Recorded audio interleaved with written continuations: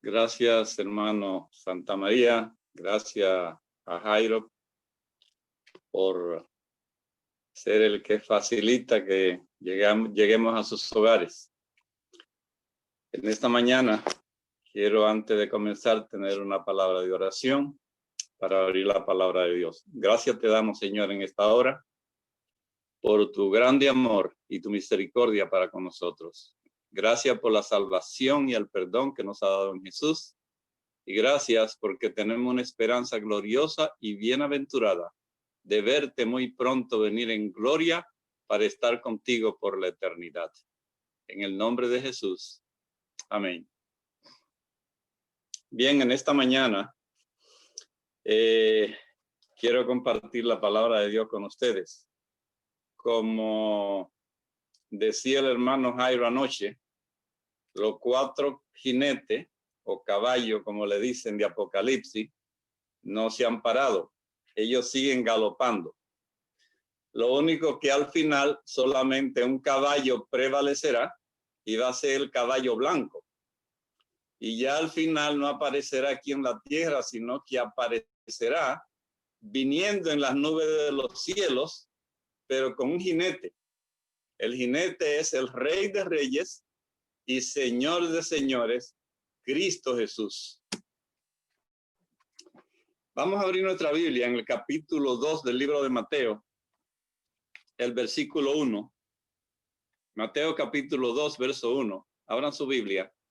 La palabra de Dios dice allí: cuando Jesús nació en Belén de Judea, en día del rey Herodes, vinieron del oriente a Jerusalén unos magos o sabios. Más bien, vamos a usar la palabra unos sabios, una persona estudiosa. Y yo a veces me preguntaba cómo esta gente venían de lejos y sabían que iban a ser un Mesías en el pueblo de Israel. Déjenme decirle que en Susa hubo una reina que fue del pueblo de Dios. ¿Cuántos recuerdan a la reina Esther? El rey Asuero gobernaba desde la India hasta Persia. Es decir, que las influencias del pueblo judío eran muchas en aquel tiempo en diferentes países. Acuérdense de la sabiduría de Salomón. Y esta gente vinieron de un lugar lejano, tuvieron que caminar semanas y más semanas para llegar a Jerusalén. Dice el verso 2, que los sabios llegaron diciendo: ¿dónde está el rey de los judíos que ha nacido? Porque su estrella hemos visto en el oriente y venimos a adorarle. Yo sé que la única condición que lo ha traído a usted hoy a esta reunión es la adoración de Dios. A veces les decimos: ay, extrañamos la congregación, extrañamos la iglesia, extrañamos el abrazo de los hermanos.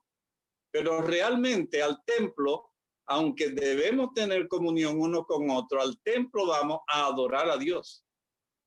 Ellos venían de muy lejos, no eran del pueblo de Dios, pero entendían que al que venían a visitar era digno de adoración. Por eso dicen ellos: venimos a adorarle. Oyendo esto, el rey Herodes se turbó y toda Jerusalén con él.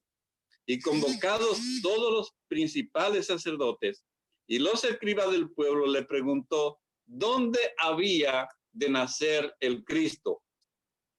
Ellos le dijeron: en Belén de Judea, porque así está escrito por el profeta. Una pregunta: ¿cómo es posible que todo el pueblo de Israel no sabía que el Mesías había nacido? ¿Cómo es posible que personas que vinieron de tan lejano lugar sabían que el Mesías había nacido? El pueblo de Israel lo esperaba año tras año. Yo pregunto, ¿nosotros estamos esperando a Jesús? Sabemos que va a venir por el oriente, por la constelación de Orión. Sabemos que viene pronto. Sabemos las señales que él dejó para indicar que su venida está cerca. Pregunto, ¿nos va a sorprender la segunda venida de Cristo como sorprendió la primera venida del Mesías al pueblo de Israel? Porque lo sorprendió. Mire lo que dice el siguiente versículo. Verso 6. Y tú, Belén, de la tierra de Judá, no eres la más pequeña entre los príncipes de Judá, porque de ti saldrá un guiador que apacentará a mi pueblo Israel. Entonces Herodes, llamando en secreto a los magos, indagó de ellos diligentemente el tiempo de la aparición de la estrella. Ahora, cuando usted lee el libro de Lucas, cuando ellos reciben la noticia de que el niño había nacido, dice que el rey Herodes se turbó y toda Jerusalén se turbó con él. Es decir, que estaban asustados al enterarse que ya el Mesías había nacido. ¿Cómo puede ser esto? Bueno, la estrategia de Herodes aquí, ustedes saben cuál era, que los sabios descubrieran dónde estaba Jesús y que le avisaran para después él matarlo. Pero el ángel se le apareció a los sabios y dijeron que no fueran más donde Herodes. Se le da un sueño a María y a José para que se vayan a Egipto porque Herodes procura matar al niño. Porque cuando el diablo le falla, la astucia usa la violencia. Él dijo, vayan y adórenle, para que cuando ustedes le adoren, yo también ir a adorarlo. Pero no, él no lo quería adorar. Él lo quería matar. Porque si era un rey de los judíos y Herodes era el rey en ese momento, él dice, espérate, aquí me van a quitar mi puesto. Vamos a ver el versículo 11. Y al entrar en la casa, vieron al niño con su madre María. Y postrándose, lo adoraron. Y abriendo sus tesoros, le ofrecieron presentes, oro, incienso y mirra. 3 cosas que trajeron estos adoradores: oro, incienso y ¿qué más? Y mirra. El oro era el regalo para los reyes, pero el oro también es símbolo de las cosas materiales. El oro es símbolo de la plata. El oro es símbolo de nuestras cosas materiales que nosotros podemos ofrecer a Dios. Nada es nuestro. Todo lo que tenemos pertenece a Dios. Somos lisa y llanamente administradores. Es decir, cuando nosotros damos algo a alguien, lo estamos dando en el nombre de Dios, porque nosotros somos administradores de los bienes que Dios ha puesto en nuestra mano. El incienso es símbolo, como estaba establecido en el santuario, de nuestras alabanzas, de nuestras oraciones.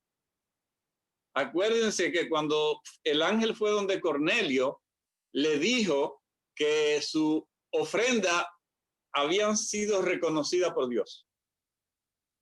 Y nuestras oraciones, nuestras alabanzas, la Biblia dice que deben subir como un olor grato a Jehová. Un olor grato a Jehová. La mirra puede representar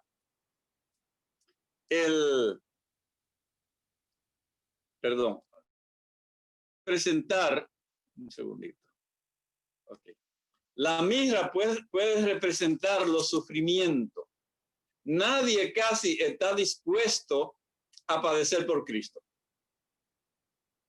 Normalmente la gente predica un evangelio donde no se va a padecer, donde no se va a sufrir, donde todo estará bien.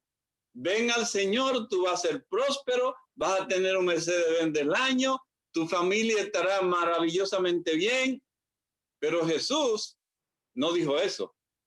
Jesús dijo, en el mundo tendré aflicción y seré aborrecido de todo el mundo por causa de mi nombre. ¿Por qué ustedes creen que mucha gente no armoniza con este país?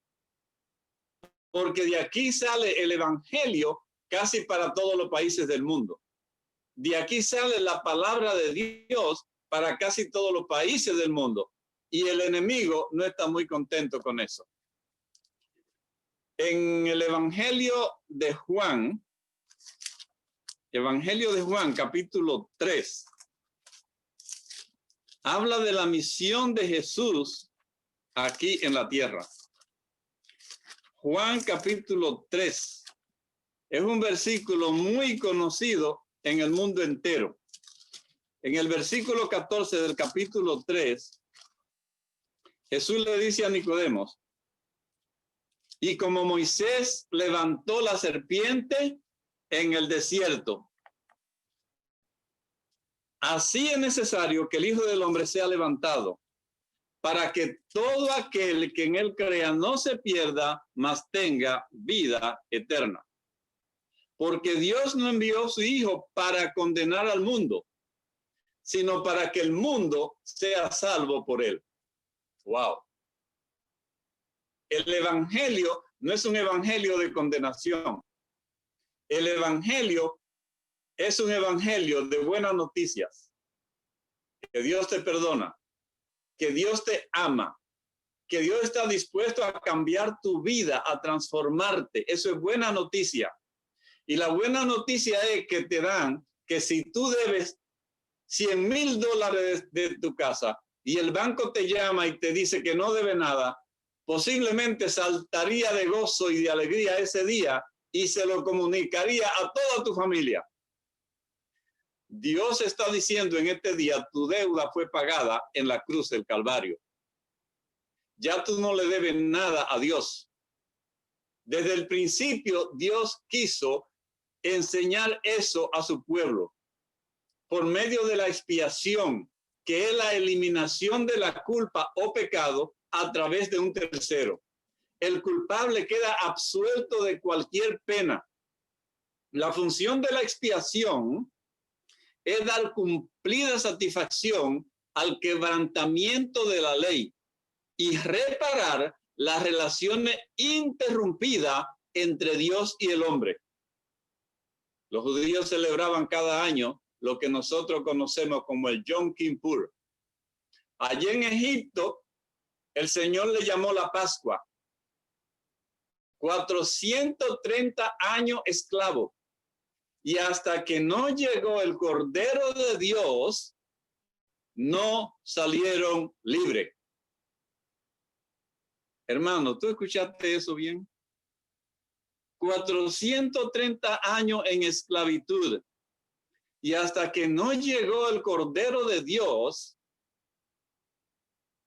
el pueblo no salió libre. Ninguna de las otras plagas afectó al pueblo de Dios en Egipto. Ni la primera, ni la segunda, ni la tercera, ni la cuarta, ni la 8, ni la 9. Dice que la 9 hubo tiniebla por 3 días, pero en la casa de los hijos de Dios había luz. Pero en la 10ª plaga sí había que cuidarse. Presten atención.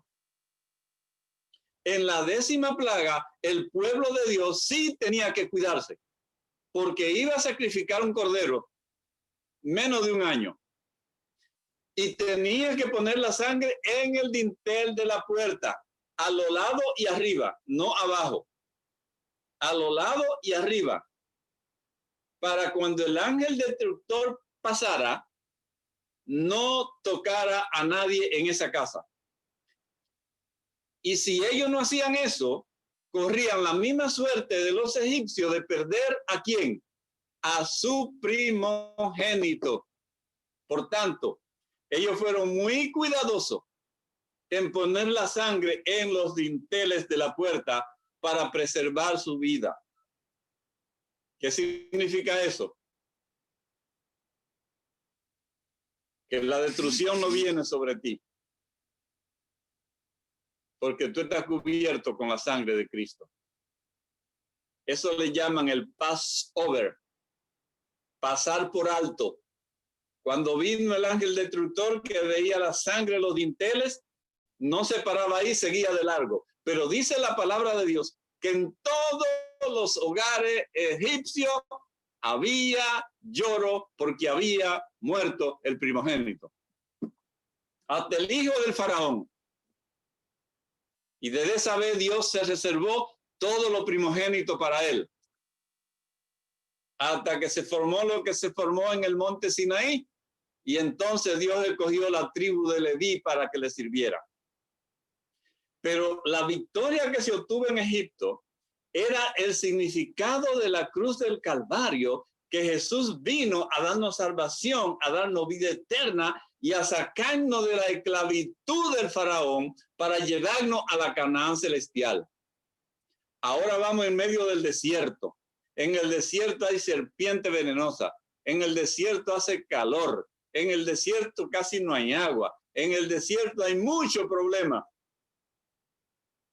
Pero Dios permite que vayamos por el desierto para que aprendamos a depender de Él, para que aprendamos a caminar con Él y a pasar las pruebas que nos vengan.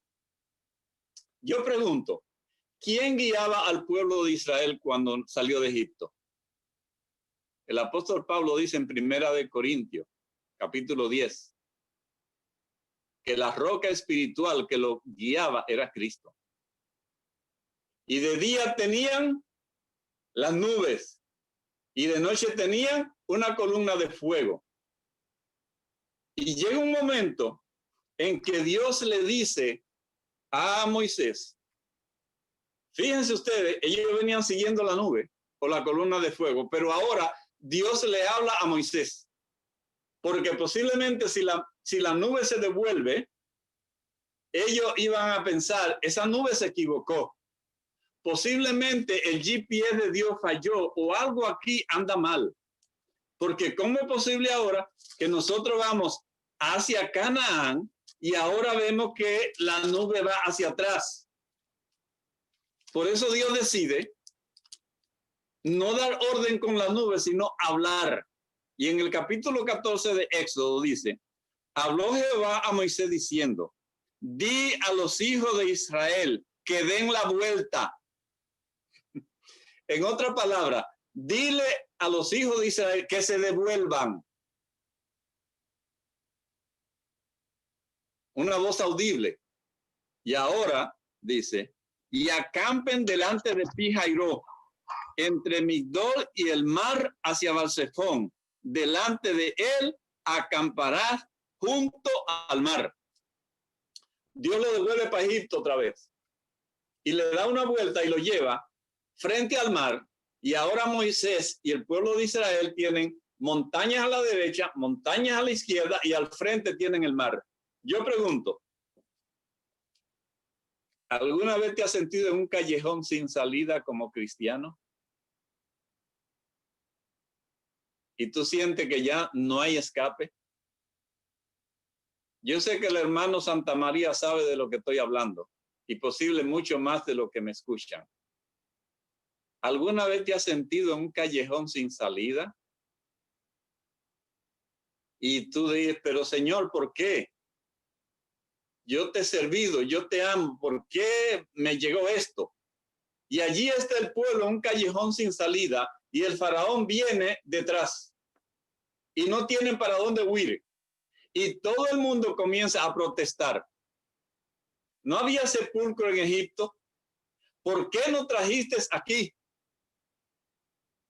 Pobre Moisés. Pobre Moisés. Pero Moisés le dijo al pueblo, estén tranquilos. No es fácil estar tranquilo cuando hay dificultades. Pero el consejo de Dios en el Salmo 46 es, está quieto y conocer que yo soy Dios. En Segunda de Crónicas, cuando el pueblo se alborotó, Josafat le dijo, estén tranquilos. Y Moisés ahora le dice al pueblo, estén tranquilos para que vean la salvación de Jehová. Josafat dijo, la batalla no es nuestra, sino de Dios. Jehová peleará por nosotros y ustedes estarán tranquilos. ¿Es fácil mantenerse tranquilo en un callejón sin salida? Pues mire, Dios fue que lo llevó ahí para glorificar su nombre. Si alguna vez te ves en un callejón sin salida, ten presente que nadie, absolutamente nadie puede interrumpir el propósito de Dios con tu vida si tú sigues en la mano de Dios, porque Dios te sacó de Egipto para llevarte a Canaán. Y nadie, absolutamente nadie, podrá quebrantar el propósito de Dios con tu vida, a menos que tú te devuelvas o le diga a Dios, no quiero nada contigo. No importa lo que le hicieron a José, lo metieron a la cisterna, lo metieron a la cárcel, le hicieron toda la maldad que quisieron. El propósito de Dios se cumplió con José. No importa lo que le hicieran a Sansón, el propósito de Dios se cumplió con Sansón. No importa lo que el mundo trate de hacernos, por eso dice Daniel 12:1, en aquel tiempo se levantará Miguel.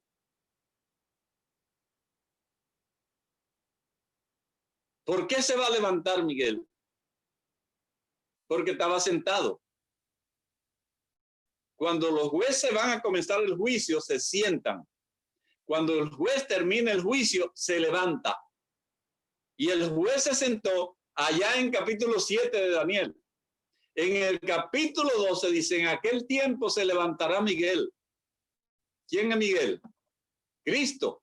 Donde quiera que usted vea la palabra Miguel, es una batalla entre el bien y el mal, donde triunfa el bien. Dice, se levantará Miguel. Será tiempo de angustia, cual no lo hubo nunca.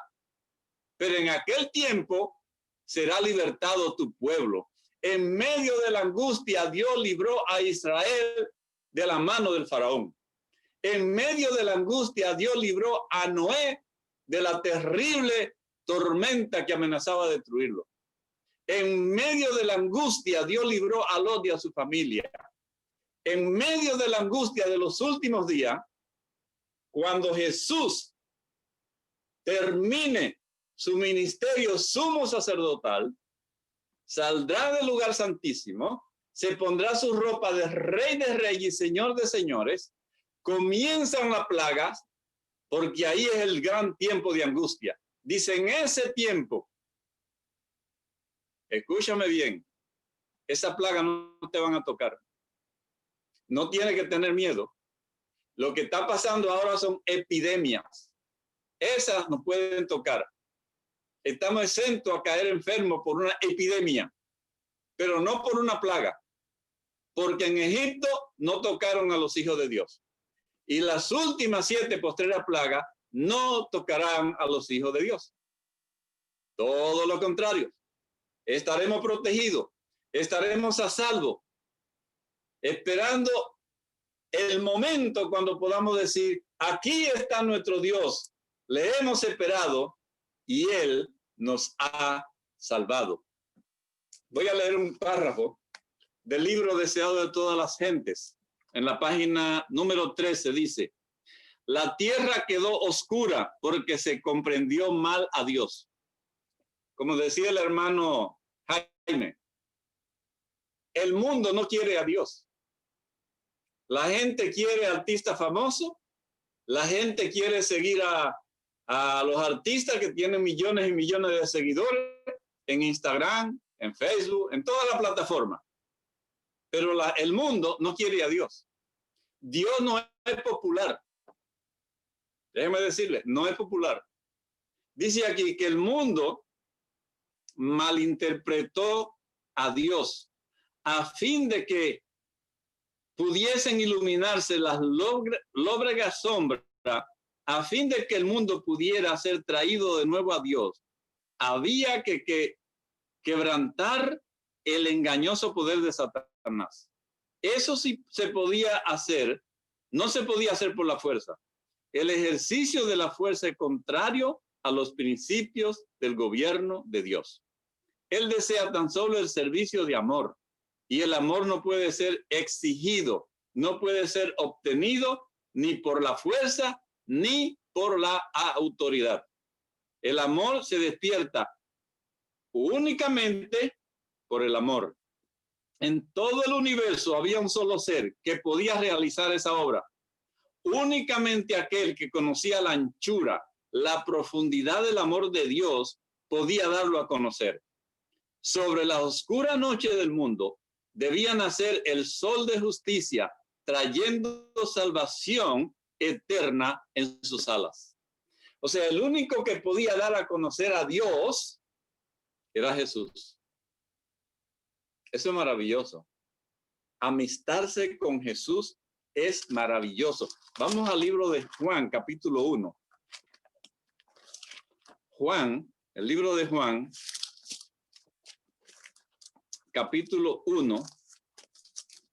Vamos a leer el versículo 1. En el principio era el verbo y el verbo era con Dios y el verbo era Dios. Este principio que dice aquí es una palabra griega que se usa, pero es un principio que no tiene fin. En el principio de Génesis 1 es otro principio que tuvo un principio. Pero aquí habla de Jesús. Dice, en él estaba la vida y la vida era la luz de los hombres.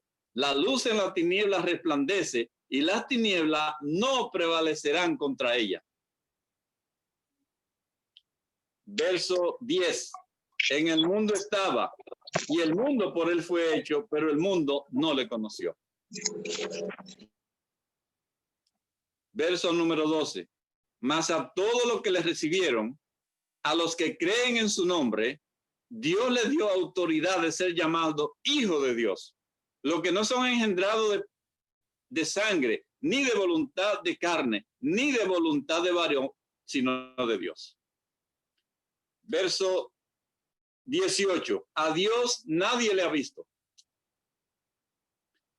Jamás. El unigénito Hijo que está en el seno del Padre, Él le ha dado a conocer. Jesús vino para dar a conocer a Dios. ¿Qué hizo Jesús estando en la tierra? Cuando le llevaron una mujer sorprendida en pleno adulterio. ¿Cuál fue la actitud de Jesús? Le dijo a aquella mujer, ni yo te condeno, vete y no peques más. Porque no he venido al mundo para condenar al mundo, sino para que el mundo sea salvo por mí. Eso dijo Jesús. Entonces, querido hermano, Dios quiere. Mire, te voy a leer un parrafito aquí que habla acerca de la liberación del pueblo de Dios.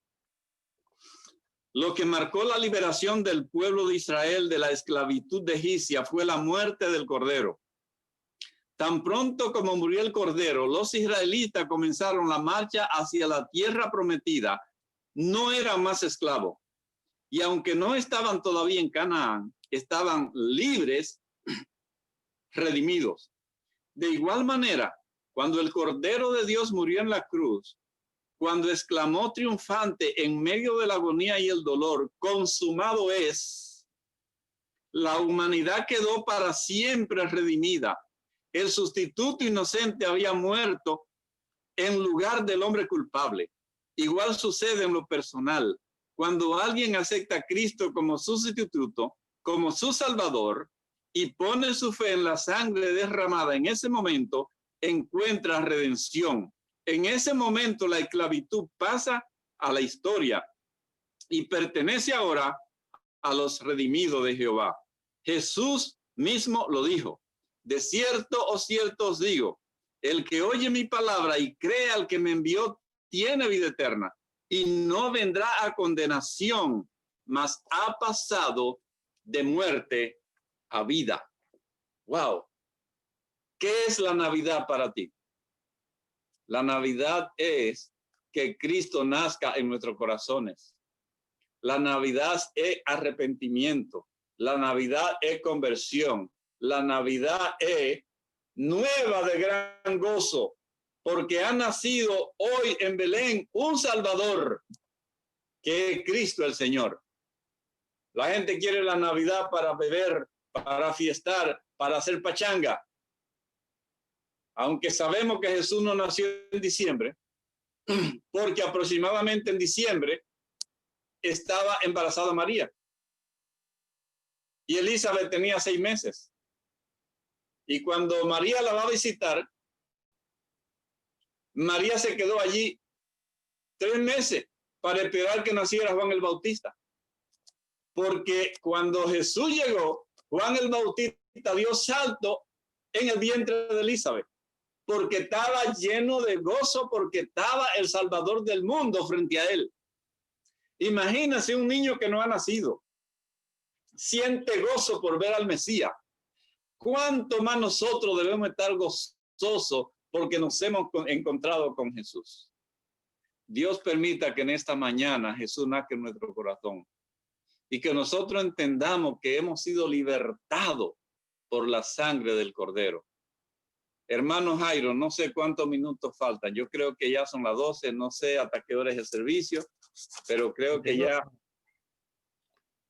Puedes seguir hasta cuando necesite terminar, hermano. No se preocupe. Bueno, vamos ya casi a concluir. Quiero que, si tienen el libro deseado toda la gente, le voy a decir la página 18. Voy a leer un párrafo que está allí, que me impactó mucho.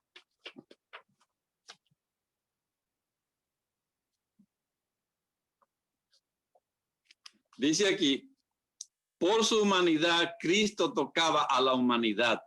Por su divinidad, se hacía del trono de Dios. Como hijo del hombre, nos dio un ejemplo de obediencia. Como hijo de Dios, nos imparte poder para obedecer. Fue Cristo quien habló a Moisés desde la zarza del monte de Oreb diciendo, yo soy el que soy. Así dirá a los hijos de Israel, yo soy, me ha enviado a vosotros. Tal era la garantía de la liberación de Israel. Asimismo, cuando vino en semejanza de los hombres, se declaró el yo soy. El niño de Belén, el manso y humilde Salvador, es Dios, manifestado en carne. Y a nosotros nos dice, yo soy el buen pastor. Yo soy el pan vivo. Yo soy el camino. Yo soy la verdad. Yo soy la vida. Toda potestad me es dada en el cielo, en la tierra. Yo soy la seguridad de toda persona. Yo soy. No tengáis miedo. Dios con nosotros es la seguridad de nuestra liberación del pecado, la garantía de nuestro poder para obedecer la ley del cielo. Termino con esta historia.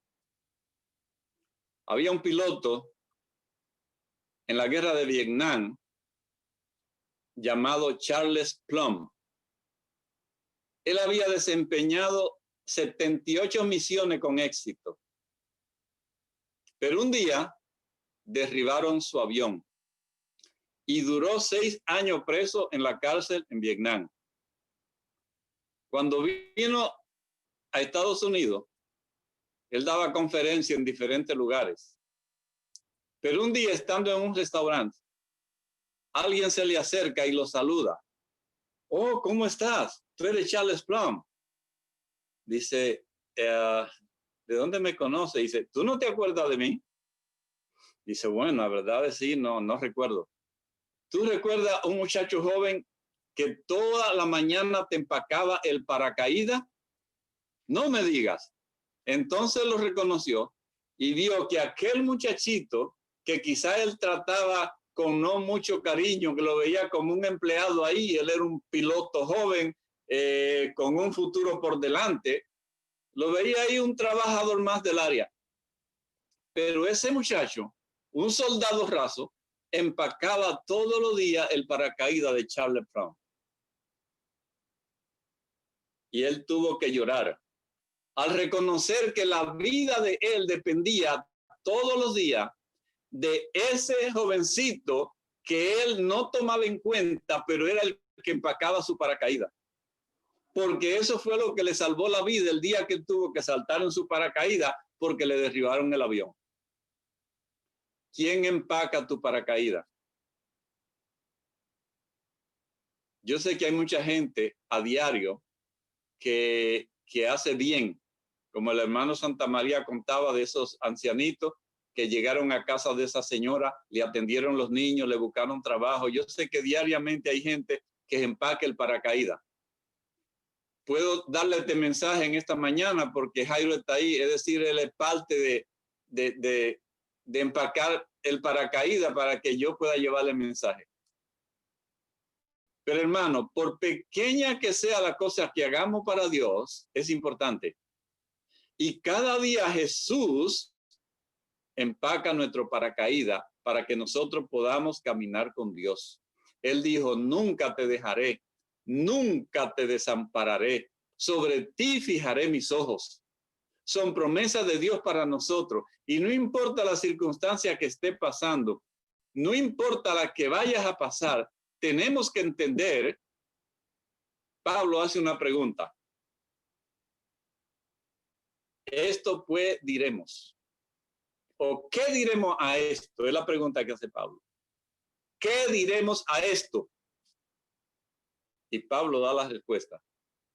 Si Dios es con nosotros, ¿quién contra nosotros? Señor y Padre, en esta hora presento a cada hermano de la iglesia West Hollywood. Que tú visites cada hogar, que visites sus familiares, que visites, Señor, a Jairo y a todos los que lo acompañan para que la iglesia pueda difundir este mensaje a través de las plataformas sociales. Que tu Santo Espíritu siempre lo guíe. Que tu, Señor, pueda darle fuerza en la debilidad. Que podamos depender de ti todos los días de nuestra vida al saber que la liberación viene. Que si hay pestilencia, es un llamado de Dios, que el nido de la tierra se nos está desbaratando, que debemos volar hacia arriba, que debemos poner nuestras vistas al cielo, porque de ahí viene nuestro socorro. Gracias, Señor, por Jesús. Gracias por la salvación. Gracias por los hermanos que, aunque de diferentes nacionalidades, pertenecemos a una sola nación. Somos embajadores, representantes del planeta Tierra. Cuando vayamos a otro mundo y nos pregunten, tenemos que decir, somos embajadores de la Nueva Jerusalén, de la tierra nueva, donde reina el Rey de Reyes y Señor de Señores, que dejó su trono allí en el tercer cielo para venir a morar con nosotros en la ovejita negra de toda la creación. Gracias, Señor, porque nos ha salvado. En el nombre de Jesús. Amén. Amén y amén.